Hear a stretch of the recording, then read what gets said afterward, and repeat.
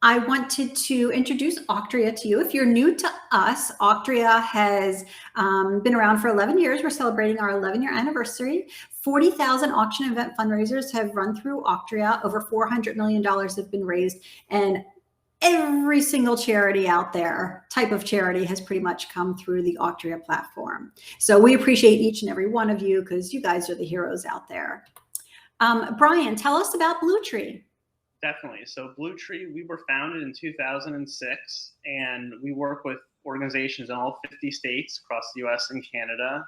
And we provide items risk-free on consignment, like Lori mentioned. Some of these different categories are trips, once-in-a-lifetime experiences, autographed sports and celebrity memorabilia, purses, and wine packages.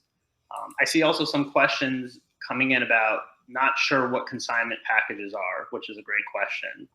And basically, a consignment auction item is an item that your organization does not have to pay for up front. They're on consignment. So you don't pay for the actual auction item until you sell the item for a profit.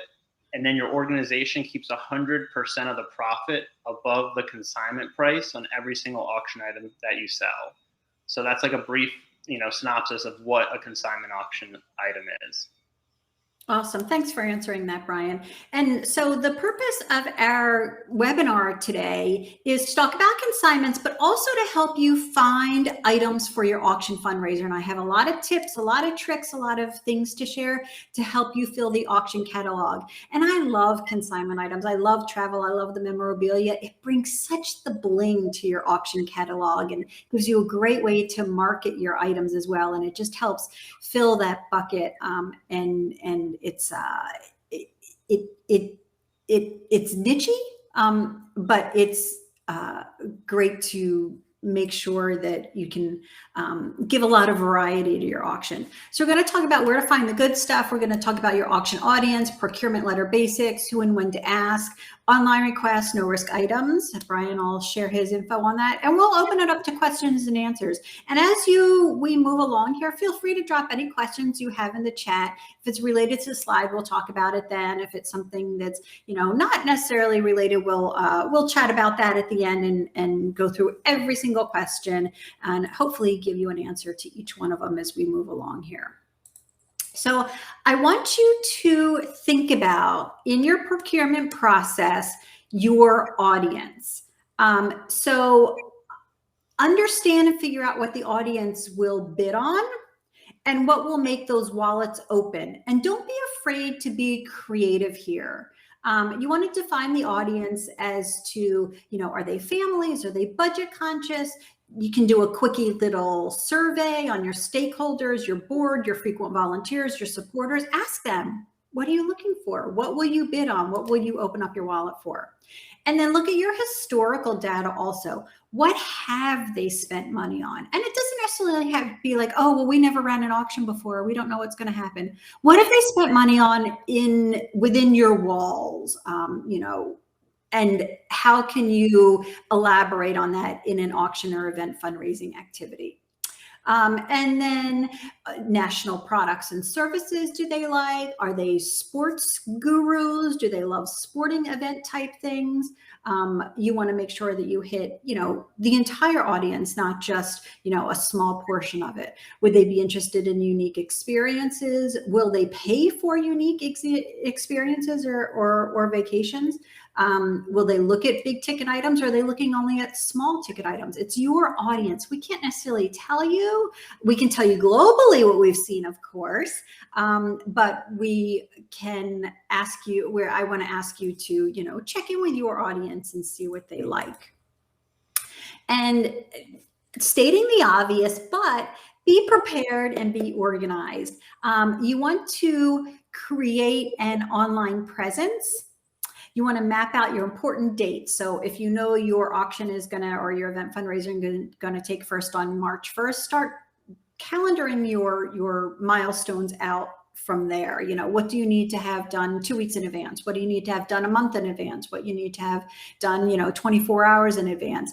And keep yourself organized, keep accurate records. Of course, with Auctria, that's easy. You can keep track of all your items and donations. I do see there's a note on here, somebody asking, will we have notes from this talk, or do we need to write everything down? Don't worry, you can put your pencil down. We will send you the slides so that you can go through them leisurely and with your team if you'd like. And then there'll also be a playback and resources and things like that. So yeah, sit back, relax, and just enjoy the chat. So when you have your auction items, put them in a specific location, maybe with just one person, so that everything is where it needs to be and there's not bits and pieces all over the place. And this one's important. A no thank you is also okay. Sometimes you'll be out there soliciting for auction items and you'll get something and it'll be like a free buy one, get one, or they'll give you, a pass to like the gym or something for 30 days. You know what? Don't clutter your auction with that kind of stuff. It's okay to say no. And it's okay if that's all they have to offer, say no, thank you. Perhaps you want to sponsor us or purchase, a raffle ticket or something along those lines. But, keep your auction catalog nice and clean. Do thank the donors after the event and plan for that in advance. Run your thank you notes in advance or have your email ready to go. Excuse me. With the Auctria system, you can systematically send out a donor receipt that makes it nice and easy. And then if you're organized, your volunteers will be happy to continue to volunteer with you. The worst is to ask a volunteer to help and then you're, searching around for something for them to do, or, you don't have, specific things laid out for them. Being organized gives your volunteers a specific task and a specific duty, and then they can go and accomplish that. So let's go ahead and move on to the next slide. Procurement letter basics. And I have sample procurement letters that I'll post as resources also. But make sure you answer the question. Really, the top line and the bottom line are the most important. What does the donor get out of it? And then have a call to action. Be nice, be short, be direct, make it a single page, and include all the key information right on that page. That way they don't have to search for, look for, email, call anybody for information. Have that nice and neat and orderly on the page. If you have your event website up early, you can do that at any time, and you can say coming soon, and you can put up your information on there so that there's an online resource that people can access 24 hours a day. Okay, who and when to ask for auction donations.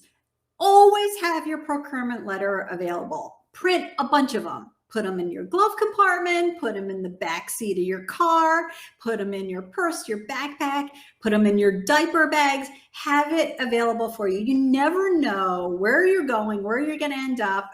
Talk to nice people all day long and ask people. Ask everybody you see. Ask prior donors, stakeholders, and ask as you are receiving services, making a retail purchase, spending money.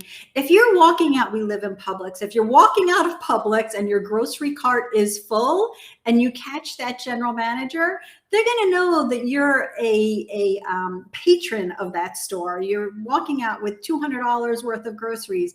Ask them for a gift certificate. Chances are they're going to say yes, because they know that you patronize that establishment, and that's a good time to ask. And then leave plenty of time, but not too much time. I know I'm kind of on both sides of the fence there. Give yourself enough time to request information, but not 6 months in advance where people will forget and say, oh, they'll put it away. So try to find that sweet spot. Some of the online donations do request that you submit stuff early, which is a perfect segue to this page. You can do online donations Many request additional information such as your tax ID number or your school number. And these tend to have a larger lead time. They usually want 6 to 8 weeks, sometimes, up to 6 months. And then some of them do have criteria where they'll only donate once in a calendar year to your group. Some of them it's once every 2 years. I know American Doll donates to a lot of elementary schools and things like that, and they only allow a request once every 2 years. So you can go ahead and look at those and read the fine print and be prepared. So I see there's a question on there, and I have the perfect slide for you after, and I'll send you the link also. So on Auctria's Pinterest board, there's over 500 pins that go directly to donation request pages, and there's everything on there. I have on the mega donation board, I have restaurants, retail services, theme parks, theaters, and then on the sports donation page, every NBA, NHL, NFL team, they all have philanthropy arms, and almost all of them will donate if you ask. So I have links for those also. And then there's another Pinterest board for Keepsakes, and it's auctria.com slash Auctria, Pinterest.com/Auctria, and I'll link that in here. I do have some Canadian pieces in there. I think Tim Hortons was on there. They seem to be quite generous, and there's some other Canadian pieces on there. So I will provide that resource after. So Keepsakes, Brian, do you see a lot of keepsakes at school auctions or other community auctions? Yeah, definitely keepsakes, but also I think more, stuff that's like, that is relevant to the school or organization, things that the children make for their class, art projects, things like that, stuff that fits the community. Lots of times, there's lunch for the day with the headmaster, or, do an announcement over the PA announcement for the children at the school. So stuff that really fits the actual organization. A lot of keepsakes and personal things we see in the events and do well. Right. And the best part about those is, like you said, an announcement over the school system, or, teacher for the day, principal, assistant for the day, costs you nothing, but brings you big time money. And people will fight over it. They will literally fight over them, and you'll see those bids go up and up and up and up and up. And they're unique items. They're one of a kind. And when you post them in the Auctria system, you can put it as a -$1, and it'll show up as a retail value of priceless. And they really are truly priceless. So I have a keepsakes board on that also. Here's an example of some. These went for over $350 each, and they cost very little to make, but they're one of a kind. In fact, the chair, I think the chair went for like $500-$600 at the time, and the person that won it donated it back to the school, and I think it lives in the library still. So there's some beautiful people out there.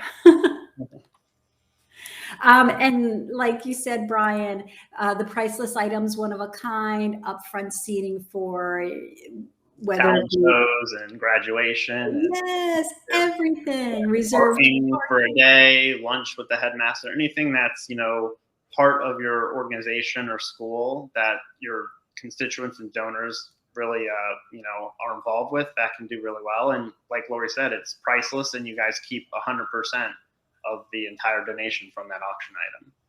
Right, exactly. And then you learn each time, you run the auction, and then, you put up 2 graduation seats, and then you do 4 the next time, or you let them bid against each other.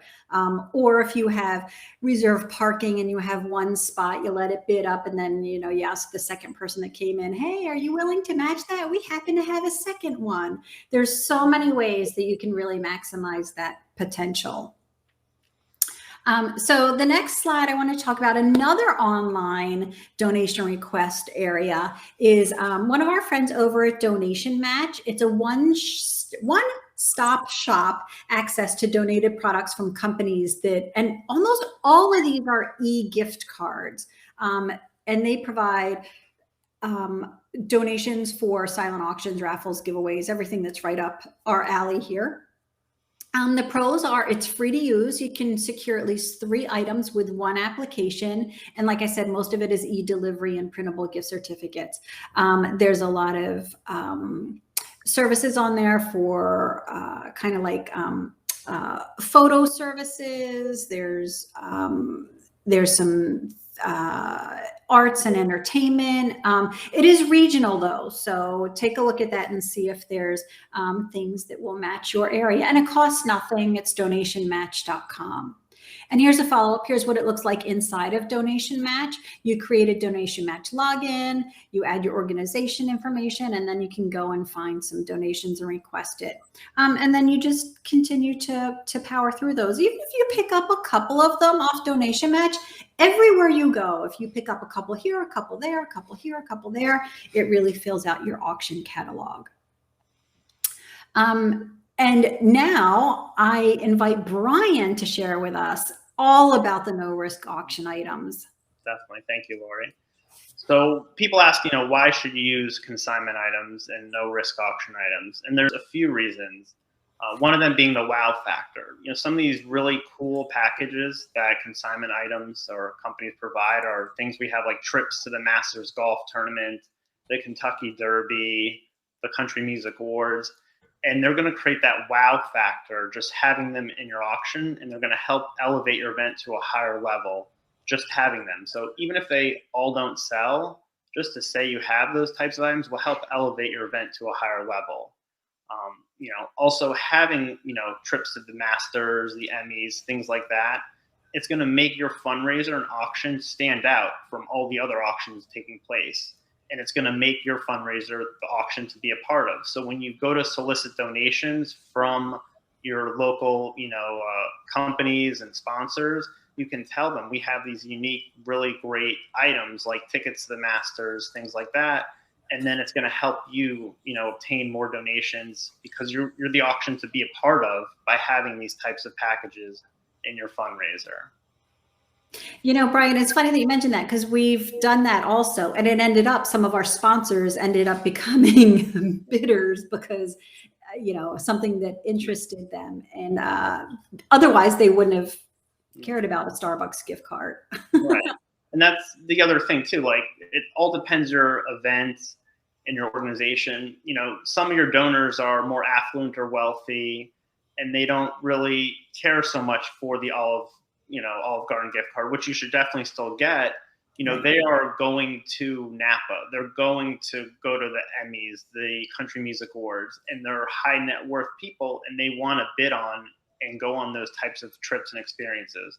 So you want to still make sure you have those in your auction. So you cater to those donors and members and constituents who those are the types of things that they like to do, and they're going to do them. So they'd rather support your organization and buy them through your auction and travel with a cause, to help you guys out.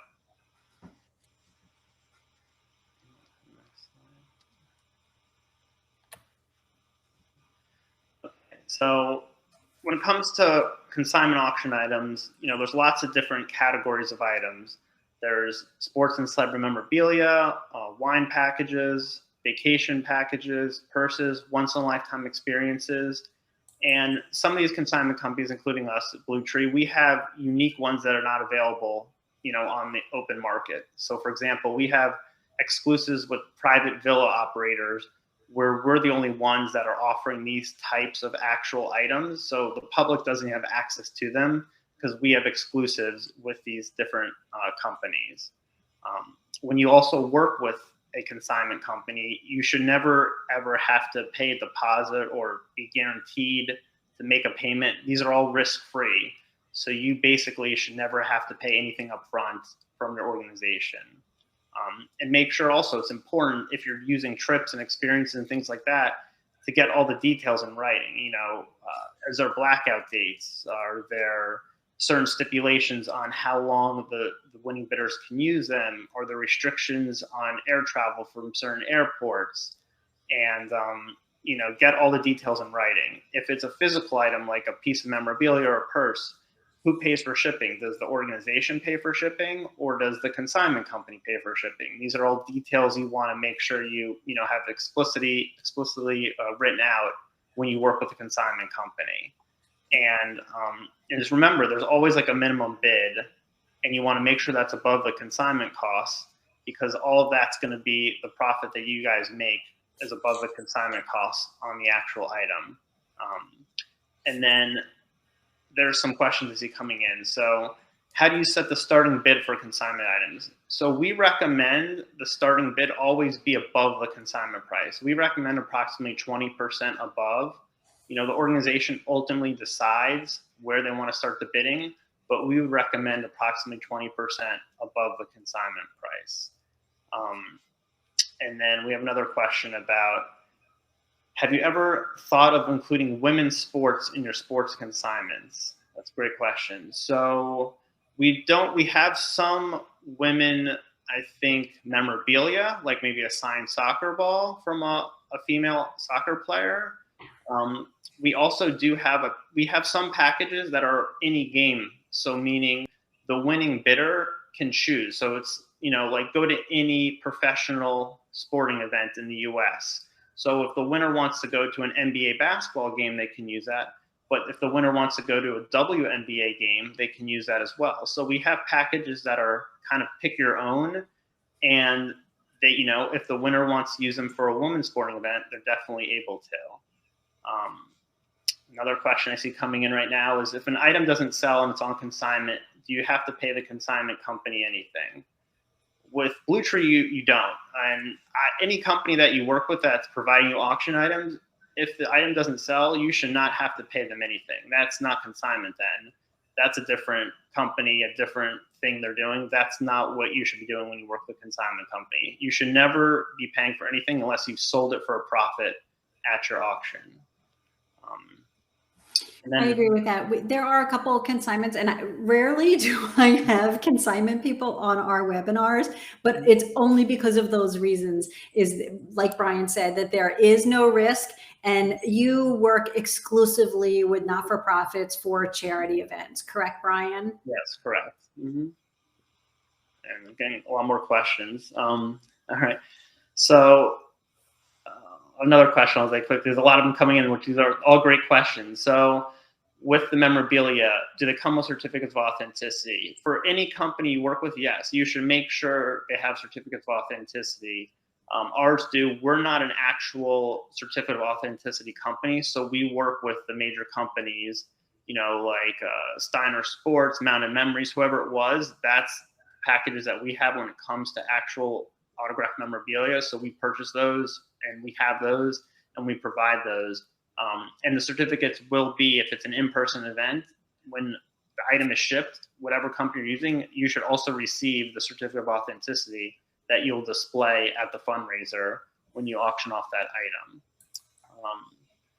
I guess we'll just move on here. A lot of questions coming in. So Should we just keep moving on, Lori? Or you want? Yes, please. And then we can answer everything at the end if that's okay with you. Yeah, no, it's perfect. So how to choose the correct packages. That's a great, point. So what you should do is really think about the event demographics and know your audience. Are there more males coming? Are there more females coming? Is it 50-50? That'll help drive what types of packages that you should offer at the fundraiser from your, the consignment company you're working with. The location of the event. If it's in, California and San Francisco, we have trips to Napa. Or not even, you shouldn't offer a trip, to California if you're in California with airfare. You can, should offer it land only. But if you're a California-based charity and most of your donors obviously are from California, and there's a trip to New York, you should offer that with airfare. So knowing like the location of the event can also help determine, what types of packages, you should offer based on your location. Another thing also to look at is the type of event. Is it a gala, a golf tournament? You can really, focus your types of items based on the event. If it's a golf tournament, you could offer, we have like trips to the Masters, the US Open Golf. We have memorabilia from Tiger Woods. You can really hone in on the actual type of fundraiser, and then you can help pick the packages based on the type of event you're having as well. Themed events are also something like casino nights. If you have a casino night as a fundraiser, you can have, definitely you should have like a trip to Las Vegas that would fit that theme. Or if you're doing a Monte Carlo night, you know, get a trip to Monte Carlo as one of the auction items. So if there's themes in the event, you can also structure your auction items on consignment based on the theme that you're having. And then it comes down to the sports memorabilia. What we find that works best is what sells, what players and teams do you follow in your local market. You know, if you're in San Francisco, you want the San Francisco Giants, you want the 49ers, things like that. Those teams in your local market are going to sell well. You know, not some University of Georgia, you know, if you're in San Francisco, probably is not going to sell as well. So from the memorabilia side, we've seen that the actual items, you know, sell best based on the local market. And you help people find those items that are a match for them based on your experiences, right, Brian? Yeah, I mean, we have a ton of items. So with from the standpoint of the trips, we can kind of customize the packages to add airfare, remove airfare, everything to make it more local. From the memorabilia side, we have like hundreds and hundreds of different items and can help find some other ones if we don't have, to try to work with almost all the major teams. So we can then get you very local for your event when it comes to memorabilia. Awesome. Thank you. No. I'll go ahead and move on, and we will answer all your questions, I promise. So we do have a sample demonstration auction catalog that we've set up using the Auctria platform. As you may or may not know, of course, you can do it on a desktop, you can do it on a mobile device, and this is just a sample of what that would look like. On this page, if you take your phone and you scan that little QR code, this is just a sampling of some of the auction items that BlueTree offers. It's set up on the auction platform with Auctria. It's actually just a little dummy auction. You can actually register yourself and bid if you want to mess around with the bidding and see how that looks if you're new to Auctria. If you're new to BlueTree, you can skim through some of those auction items on there. And Brian and his team give you the images, they give you all the information on the text that goes with it and everything that he has outlined there. So you just need to upload that into the Auctria system, and then you've got beautiful auction items that have filled your catalog. So, and this resource will be on the resources pages also. If you want to scan that with your phone, you can do so, so that you can take a look at that afterwards. And then, so what to expect after the auction is over, Brian? Yeah, definitely. With us, how we handle it is we handle all the bookings for the winning bidders. Whatever's included in that trip, we handle everything. So we book, you know, flights, the car rental, the hotel, everything. And that's especially, I would say, important now, especially with today's day with travel. I can't tell you how many cancellations that we've had to book for people, and we have to rebook them, and rebook flights are canceled. Unfortunately, people get sick. There's lockdowns. There's a million variables. So navigating travel right now on your own, doing it, is very, very time consuming. And you want to be working with a very good, you know, company of travel provider, because there's a lot of moving parts with travel nowadays. That's just the way it is. And then what we do also is, after the auction's over, if any of the winning bidders need help with upgrades, we handle that for them. So if they want to stay more nights in the hotel, if they want to, you know, fly first class, if they want to upgrade their seating for tickets, we help them upgrade anything at the time of booking. And also, we're a point of contact during their entire trip. So if there's any issues at all, you know, we're there, they can call us, and we're there to help them during the entire time they're on the trip that they purchased through your auction.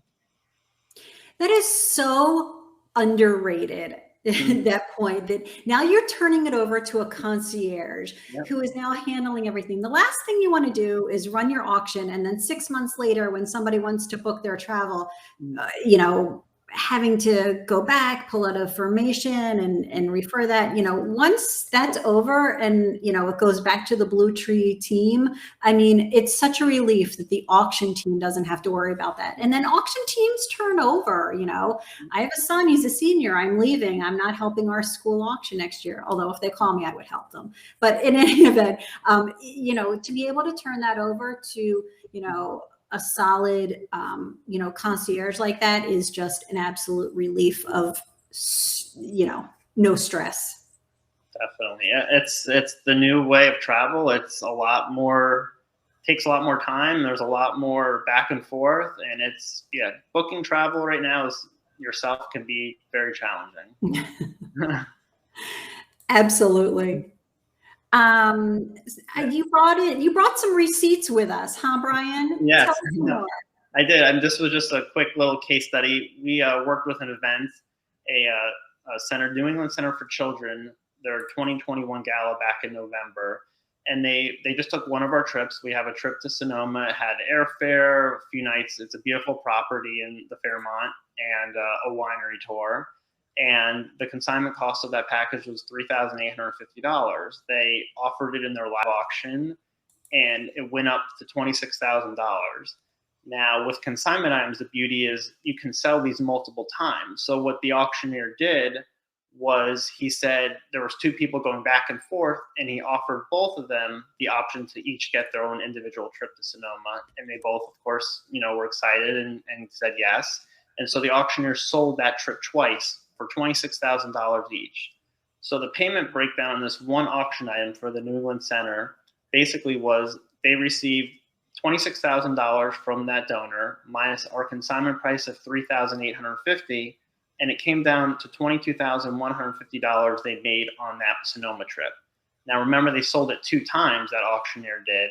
And so at the end of the day, on that one item, selling it two times, they ended up making $44,300 profit on that one auction item. Obviously, not every event is going to sell a trip to Sonoma for $26,000, but it's just one example of an amazing, auction item that this charity sold, made a lot of money, and the bidders are going on a great trip. And that's how you really make a lot of money, just so in consignment, is when you sell it multiple times. That's when you're going to make a lot. And the beauty, because if 3 or 4 people want that same trip, selling it to all of them, you're going to make a lot more money that way. And so when they're chatting with you on the front end, they're saying, okay, how many do I have in my back pocket that I can do this with? That way they can, move on, pivot immediately, right? Right. And you don't advertise that, at the auction. Hey, we have 3 trips available to Sonoma. You don't advertise that. You let the bidders bid it up as high as they can. And then at the end, then you have the auctioneer, or at the end of the silent auction, you go to the 2 highest bidders and sell it to them at the same price. And that's how you make the most money with consignment items. Awesome. I love it. I love it. And I see this happen so frequently, and it doesn't have to be with just a live. The live is obviously has the energy, but if you're doing it as an online auction, once it closes, come to that second bidder and say, hey, it's sold. We happen to have a second one. Would you like to purchase it for? And have that conversation with them. They've bid already. They're obviously interested. And I'm sure also you have probably like an Auctria buy now feature where you can set, $1,000, $1,500, whatever you want above the consignment price, and just make it a buy now and sell, 5 of them at a $1,500 profit each. You can explore for the minimum amount with this buy now that you want profit. Correct. You absolutely can set that up and let the machine work for you. Right. And the best part is with the online auction, it's open 24 hours a day. Yes, definitely. So some other ways to fill your auction catalog. Jumbo raffles have done really, really well over the pandemic timeframe. I am sure they'll continue to work. With the jumbo raffle, we've seen groups purchase an Airbnb gift certificate for $2,000. They sell some jumbo tickets at $50. And max out, you tell people, hey, we're only selling 100 tickets. That way they know that they're 1 in 100 or 2 in 100 if they buy multiples. You're netting $3,000. We've seen Amazon gift cards go for $500, selling tickets for $25. The same thing, you're netting a lot of profit for those. And if you can find a sponsor that'll sponsor those raffles, then you're in even better shape. Put that up on your sponsorship sales page. Hey, would you like to sponsor a raffle? So we find that those raffles do really, really well and bring attention. The way I see it, you got to give people as many on-ramps as possible to donate and spend money with you. Some people love raffles. They'll open their wallet and peel off cash for you for a raffle. And some people are like, no, I don't like to gamble. I'm not doing that, but I'm going on that trip. So, you know, it's what's the ice cream shop, 31 flavors, give them all 31 flavors. And then within the Auctria platform, this is another way to fill out your auction catalog. When you're setting up your, you know, coming soon, or you have your ticket pages up for, you know, your event or your for sale sponsors, you can also accept items on your website. When you set up your website, you put in an extra page, you can drag and drop in a solicitation element, and people can donate directly on your website, not their website, your website, your event website. And then you as the admin get a notification, so-and-so donated, and then you can approve it and put it up in the system.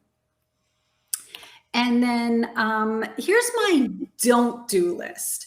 So I told you what to do for your procurement letter. Here's my don't do. Don't be too pushy.